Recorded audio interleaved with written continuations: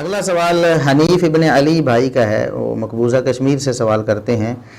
سوال یہ ہے کہ امام ابو حنیفہ رحمہ اللہ کی طرف منسوب ہے کہ انہوں نے رمضان میں 61 قرآن پڑھے، یعنی ان کا معمول تھا کہ وہ ہر رمضان میں 61 قرآن پڑھتے تھے۔ کس طرح؟ ایک قرآن پاک دن کو مکمل کرتے، ایک رات کو پڑھتے اور ایک پورے مہینے کی نماز تراویح میں پڑھتے تھے۔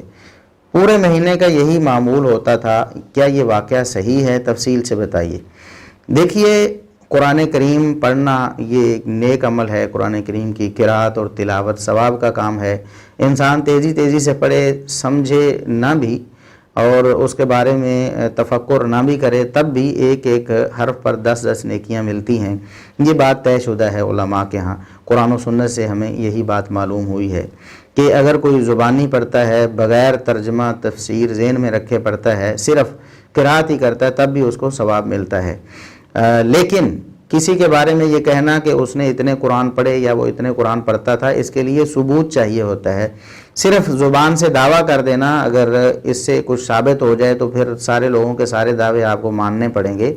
امام ابو حنیفہ رحمۃ اللہ علیہ سے 61 قرآن ہر رمضان میں پڑھنا یا کسی ایک رمضان میں بھی ان کا 61 قرآن پڑھنا ہمارے پاس کسی صحیح سند سے نہیں پہنچا۔ کوئی صحیح سند ایسی دنیا میں ہمارے علم میں نہیں آئی۔ اگر کسی بھائی کے پاس ہو تو وہ ہمیں اطلاع دے، ہم اس سند کو چیک کریں گے۔ اگر وہ ثابت ہو جاتی ہے تو سر آنکھوں پر ہم یہ بات تسلیم کر لیں گے کہ امام ابو حنیفہ رحمۃ اللہ علیہ ہر رمضان میں 61 قرآن پڑھا کرتے تھے۔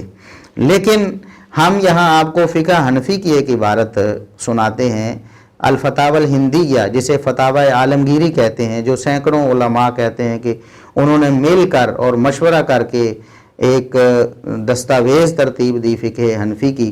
اس میں یہ بات لکھی ہوئی ہے کہ جلد 5 صفحہ 317 ہے جو ہمارے پاس نسخہ ہے، اس میں یہ لکھا افضل القراءۃ ان یتدبر فی معناہ۔ قراءت کا افضل پہلو ہے یا افضل طریقہ ہے وہ یہ ہے کہ انسان معانی میں بھی تدبر و تفکر کرے۔ حتیٰ قیل، یہاں تک کہ بعض بزرگوں کی طرف سے، بعض احناف بزرگوں کی طرف سے یہ بھی کہا گیا ہے کہ یکرہ ان یختم القرآن فی یوم واحد، ایک دن میں ایک قرآن مکمل کرنا یہ مکروہ ہے۔ یعنی فقہ حنفی کے بزرگ اور علماء کا یہ کہنا ہے، بعض علماء کا، کہ ایک دن میں قرآن کریم کو ختم کر دینا یہ مکروہ ہے۔ جب ایک دن میں ایک قرآن کریم ختم کرنا مکروہ ہے تو پھر 3 قرآن کریم یا 2 قرآن کریم مکمل کرنا کس طرح وہ مستحب یا بہتر ہوگا؟ آگے ولا یختم فی اقل من 3 ایام تعظیما لہ، وہ کہتے ہیں کہ 3 دن سے کم قرآن کریم ختم نہ کرے، یہ قرآن کریم کی تعظیم ہے۔ قرآن کریم کی تعظیم کرتے ہوئے 3 دن سے کم میں قرآن پاک مکمل نہ کرے۔ اس کا مطلب یہ ہوا کہ جس نے 3 دن سے کم میں مکمل کیا اس نے خدا نخواستہ قرآن کریم کی تعظیم نہیں کی۔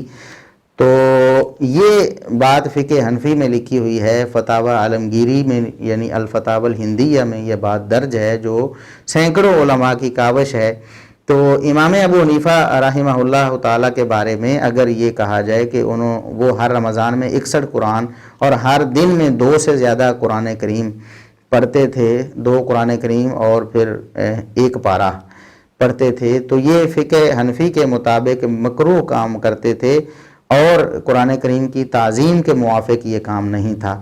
لیکن بہرحال یہ فقہ حنفی کی عبارت ہے، ہمارے حنفی فقہا اور حنفی بھائی جانے اور فقہ حنفی کی یہ عبارت جانے، ہم اس عبارت کو درست نہیں مانتے، کیونکہ قرآن و سنت کی ایسی کوئی دلیل نہیں ہے جس سے یہ ثابت ہو کہ ایک دن سے کم قرآن مکمل کرنا قرآن کریم کی تعظیم کے منافی ہے یا پھر مکروہ ہے۔ ایسی کوئی بات نہیں ہے۔ بعض اہل علم کو بھی شاید غلطی لگی ہے وہ ایک حدیث سے استدلال کرنے میں، حالانکہ اس حدیث میں ایسی کوئی بات نہیں ہے۔ کبھی تفصیل سے انشاءاللہ بیان کریں گے اس حوالے سے بھی۔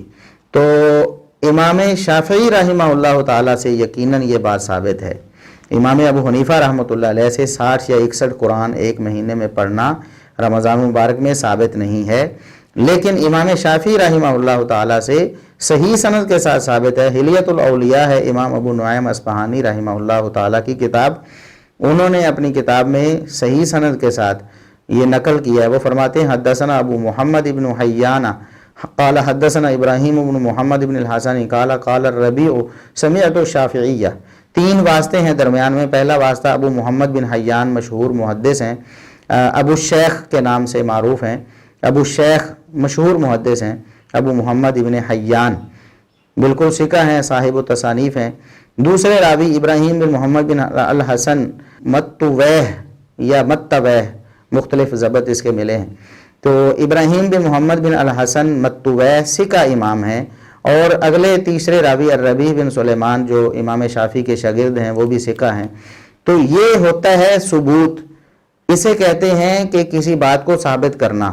اگر آپ نے ایک دعویٰ کیا ہے کہ امام ابو حنیفہ رحمۃ اللہ علیہ سے یہ ثابت ہے کہ وہ 61 قرآن پڑھتے تھے، تو آپ کو دلیل لانا ہوگی. ہم نے بتایا ہے کہ امام شافعی رحمہ اللہ تعالیٰ سے ثابت ہے کہ وہ ایک مہینے میں 60 قرآن پڑھتے تھے.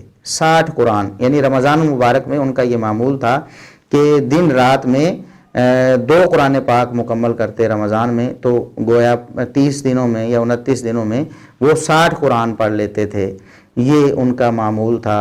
یہ بات امام شافعی رحمہ اللہ تعالیٰ سے صحیح سند سے ثابت ہے. وہ فرماتے ہیں کنت اختم فی رمضان 60 مرتن، میں قرآن کریم رمضان میں 60 مرتبہ مکمل کرتا تھا. تو اگر کوئی اللہ رب العزت کو راضی کرنے کے لیے بطور تلاوت، بطور قرات بار بار قرآن کریم مکمل کرتا ہے تو یہ یقیناً مستحب عمل ہے، اس میں کوئی کراہت وغیرہ نہیں ہے. لیکن امام ابو حنیفہ رحمۃ اللہ علیہ سے ایسا ثبوت کوئی نہیں ہے. امام شافعی رحمہ اللہ سے صحیح سند کے ساتھ ہم نے الحمدللہ ثابت کر دیا ہے. اور یہ ایک سبق ہے ان بھائیوں کے لیے جو فضائل بیان کرتے ہیں. بیان کرنے چاہیے، لیکن فضائل ایسے ہوں جو پایہ ثبوت کو پہنچتے ہوں، جن کے پیچھے سند ہو، جن کے پیچھے ایک اعتماد آپ کر سکتے ہوں.